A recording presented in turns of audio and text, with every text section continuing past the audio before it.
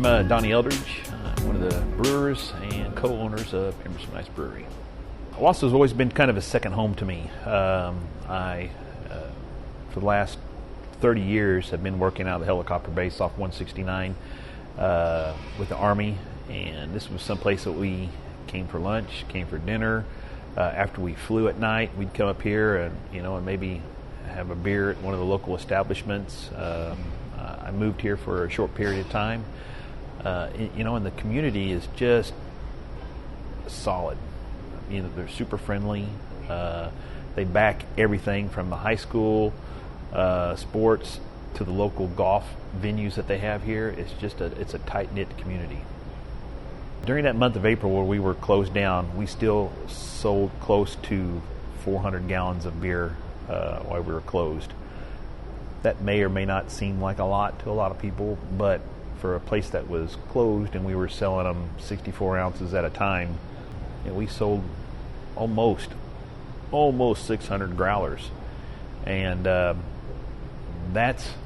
didn't think I would sell 300 the first year. So once I started looking at the actual numbers of what we've ordered and what we've used and that kind of stuff, and started checking our walk-in and seeing how fast that beer's going, it was, holy shit, I hope I can keep up with this. So that's a good problem to have. That shows a lot of character and support from the community to me. These were people that were coming in and trying their best to keep us afloat and see what we're all about. I've not had one bad experience when I went to ask a brewer's help or experience or thoughts. Every one of them has been super. I will give one shout out to Dave and Desiree at High Gravity. Those guys, if it wasn't for those guys, there wouldn't be much of a craft brewery especially in Tulsa. I guarantee it. Every one of the brewers in the local area has used Dave and Desiree. They're just a wealth of knowledge, and plus they're just good people. As the rest of the brewery community, I would hope that Austin would come up here and kick my ass if I didn't mention the amount of help that he's helped us. Him and Jared at Broken Arrow Brewing have been just solid people. I constantly send people their way out to Broken Arrow just because they invited us out to go brew before we got our equipment in there, and he was one of those guys that could call and say, hey, what do you do with this? And he's like, man, I did this the first time, don't do that.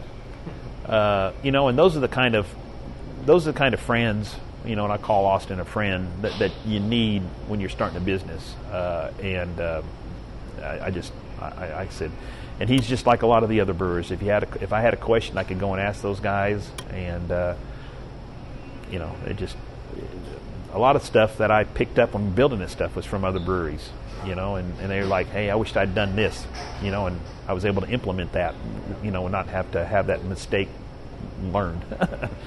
People hear brewery, they just think beer. I want family members to know that, hey, they can bring their kids. We have high chairs. You can come up, have a cheese pizza with the kids, and mom or dad can have a beer and sit down in a safe environment and have a nice meal, enjoy some craft brewery, and kind of see everything that's going on. We don't hide anything here. Our kitchen is right up front. If you want to bring a little junior up and sit at the bar, he can sit there and watch the people in the kitchen making a pizza. If you want to sit, if you're an adult, 21 and older, if you want to sit up where the brew equipment is, you can sit there and watch everything that's going on in the back of the house with the brewery.